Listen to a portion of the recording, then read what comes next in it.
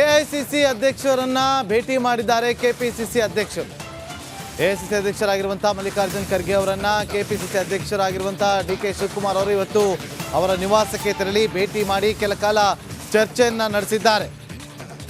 ಮಹತ್ವದ ವಿಚಾರಗಳ ಬಗ್ಗೆ ಚರ್ಚೆಯನ್ನ ನಡೆಸಿದ್ದಾರೆ. ಉಭಯ ನಾಯಕರು ಬಹಳ ಮಹತ್ವವನ್ನು ಪಡೆದುಕೊಂಡಿದೆ ಇವತ್ತಿನ ಈ ಒಂದು ಭೇಟಿ ಹಾಗೂ ಚರ್ಚೆ. ಲೋಕಸಭಾ ಚುನಾವಣೆಯ ದಿನಾಂಕ ಹತ್ರ ಆಗ್ತಾ ಇದ್ದಂಥ ಹಿನ್ನೆಲೆಯಲ್ಲಿ ಪ್ರಿಪರೇಷನ್ ಹೇಗಿದೆ, ತಯಾರಿಗಳು ಹೇಗಿದೆ ಅನ್ನೋದ್ರ ಬಗ್ಗೆ ಚರ್ಚೆಯನ್ನು ನಡೆಸಿರುವ ಸಾಧ್ಯತೆಗಳು ಕಂಡು ಬರ್ತಾ ಇದೆ. ಜೊತೆಗೆ ಯಾವ ಯಾವ ಕ್ಷೇತ್ರದಲ್ಲಿ ಹೇಗಿದೆ ಜನರ ನಾಡಿ ಮಿಡಿತ, ಒಲವು ಯಾವ ರೀತಿಯಾಗಿ ಇದೆ ಅನ್ನೋದ್ರ ಬಗ್ಗೆ ಕೂಡ ಚರ್ಚೆ ನಡೆಸಿರಬಹುದು. ಬಹಳ ಕುತೂಹಲ ಇದೆ. ಇವತ್ತು ಸದಾಶಿವನಗರ, ಬೆಂಗಳೂರಿನ ಸದಾಶಿವನಗರದಲ್ಲಿರುವಂಥ ನಿವಾಸಕ್ಕೆ ತೆರಳಿ ಭೇಟಿ ಮಾಡಿ ಚರ್ಚೆಯನ್ನು ನಡೆಸಿದ್ದಾರೆ.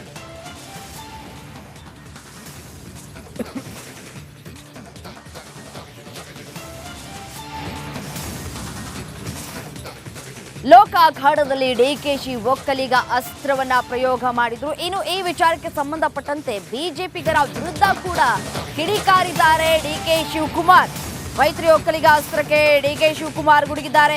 ಬಿಜೆಪಿಗರು ಒಕ್ಕಲಿಗ ಸಿಎಂ ಅನ್ನ ಕೆಳಗಿಳಿಸಿದ್ರು. ಸತ್ಯವನ್ನ ಯಾರಿಂದನೂ ಕೂಡ ಮುಚ್ಚಿಡೋದಕ್ಕೆ ಸಾಧ್ಯವಿಲ್ಲ. ಒಕ್ಕಲಿಗ ಸ್ವಾಮೀಜಿಯವರು ಏನು ದಡ್ರಲ್ಲ, ಬಂದ ವಿಭೂತಿಯನ್ನ ಇಟ್ಟು ಕಳುಹಿಸ್ತಾರೆ. ಸ್ವಾಮೀಜಿ ಯಾರ ಪರವಾಗಿಯೂ ಇಲ್ಲ ಅಂತ ಹೇಳಿ ದೋಸ್ತಿ ವಿರುದ್ಧ ಡಿಕೆ ಶಿವಕುಮಾರ್ ವಾಗ್ದಾಳಿಯನ್ನು ನಡೆಸಿದ್ದಾರೆ.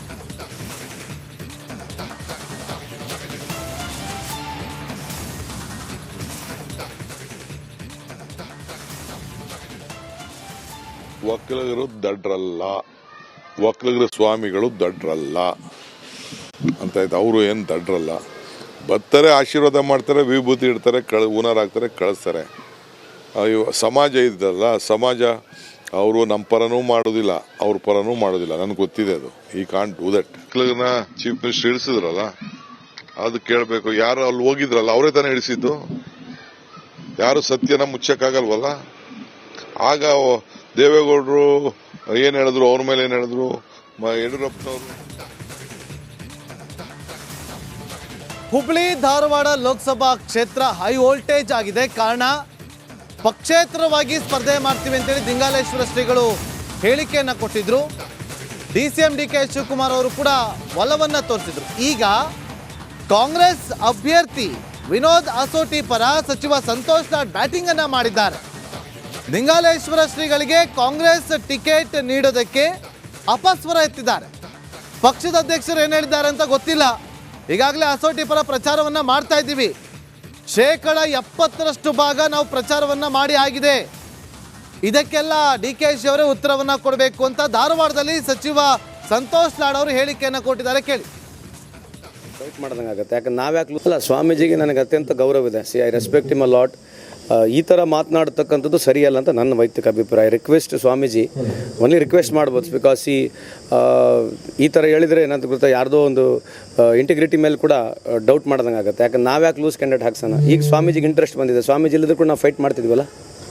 ಸ್ವಾಮೀಜಿಯವ್ರು ಈಗ ಕಣಕ್ಕೆ ಇಳಿದಿದ್ದಾರೆ. ಸ್ವಾಮೀಜಿಯವ್ರು ಇಲ್ಲದ್ರು ಕೂಡ ನಾವು ಫೈಟ್ ಮಾಡೇ ಮಾಡ್ತಿದ್ವಿ. So due respect to him. ಸ್ವಾಮೀಜಿಗೆ ಇಂಟ್ರೆಸ್ಟ್ ಇದೆ, ಅವರಿಗೆ ರಾಜಕೀಯಕ್ಕೆ ಬರಬೇಕಂದ್ರೆ ಇಂಟ್ರೆಸ್ಟ್ ಇದ್ದರೆ ವಿ ವೆಲ್ಕಮ್ ಹಿಮ್. ಬಟ್ ಏನೋ some I request Swamiji not to speak like that. ಯಾಕಂದರೆ ನಮ್ಮ ಇಂಟಿಗ್ರಿಟಿನೂ ಇದೆ, ಪಾರ್ಟಿ ಇಂಟಿಗ್ರಿಟಿ ಇದೆ. ಅಂದರೆ ನೀವು ಹೇಳೋದು ಡಿ ಕೆ ಶಿವಕುಮಾರ್ ಅವರು, ಸಿದ್ದರಾಮಯ್ಯ ಅವರು, ನಾವೆಲ್ಲರೂ ಮಿಲಾಪಿ ಕುಸ್ತಿ ಮಾಡ್ತಾಯಿದ್ದೀವಿ ಅಂತ ಹೇಳ್ತಾರೆ ಅರ್ಥನಾ? ಸೊ ಇದು ಸರಿಯಲ್ಲ ಮಾತನಾಡ್ತಕ್ಕಂಥದ್ದು ನನ್ನ ಅಭಿಪ್ರಾಯ. ಅಲ್ಲ, ಸ್ವಾಮೀಜಿಗೆ ನನಗೆ ಅತ್ಯಂತ ಗೌರವ ಇದೆ. I respect him a lot. ಈ ಥರ